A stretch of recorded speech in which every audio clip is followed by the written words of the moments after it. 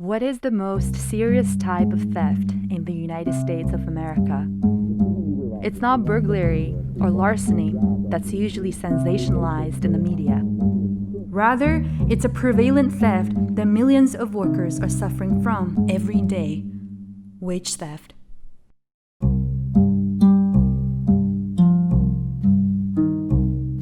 Wage theft means that bosses don't pay their workers the full wages according to the law.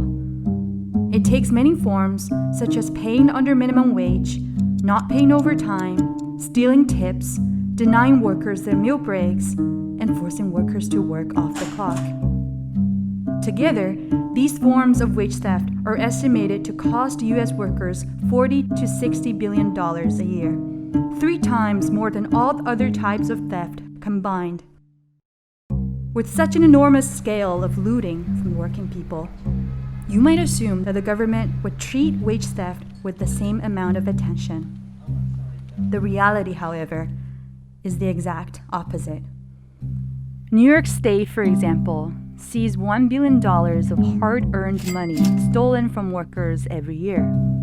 When workers bring their claims to the government and takes action on their own to recover their stolen wages, the bosses easily transfer their assets and close up their shops, only to reopen under a new name.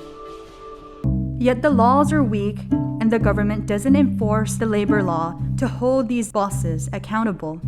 In the end, workers are left with nothing except a paper judgment with the amount that they're owed.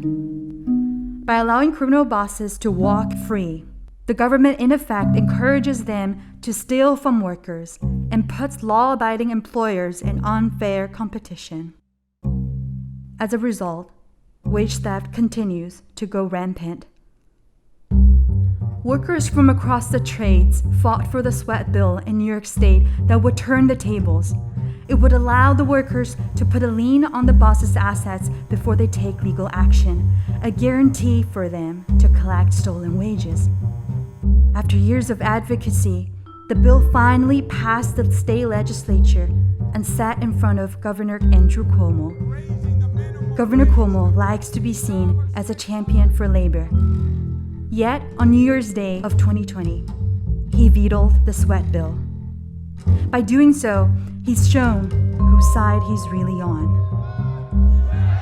The working people in New York State are not sitting idly by. Let's put a stop to this everyday looting of our wealth, the biggest crime in our community.